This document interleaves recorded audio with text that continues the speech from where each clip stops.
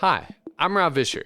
When I first started Wow God Short Stories, I wanted to go neighbor to neighbor to prove to you that Wow God stories are everywhere in every neighborhood. Unfortunately, not all my neighbors wanted to talk, especially when I showed up with a microphone.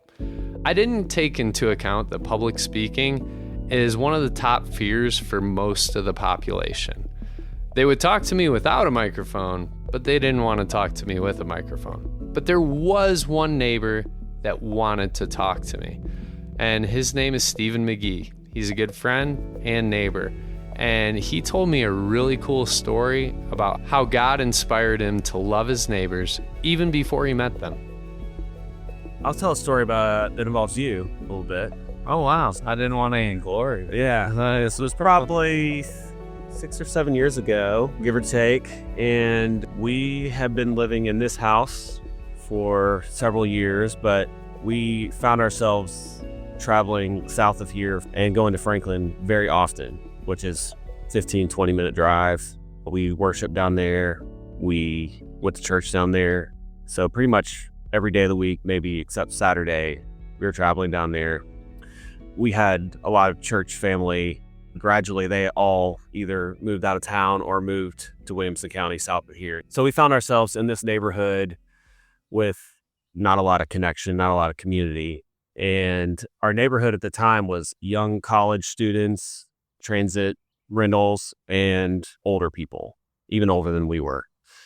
We were younger at the time, I guess. But anyway, yeah, so we were really like, hey, we want community. We want to be around people that are Christians and our friends. So we were really wrestling with like, do we need to move to Williamson County? Or we also prayed maybe people just move in our street and we get neighbors that are closer in age, with our kids. So we just started praying into that and saying, what should we do, God? Should we move? Should we stay here? And then we started just praying for new neighbors. Not long after that, the Grays moved in across the street with 2 little boys at the time. Now they have 4. And then one by one, like nearly all of the houses surrounding us are filled with families with children. And it's just like abundant. And then one Halloween, I pushed my way into your house and had my child use your restroom, which blossomed into a great friendship. And then, yeah, so it was just like one of the answered prayers that is just very easy to see from God, that it was just like abundantly more than we would ever imagine. Like how many children are in our yard at any given day is like crazy. And it's just like people are in and out of our houses where we like. That would maybe freak some people out, but that's what we prayed for. That's what we asked for. So yeah, we feel really blessed by that.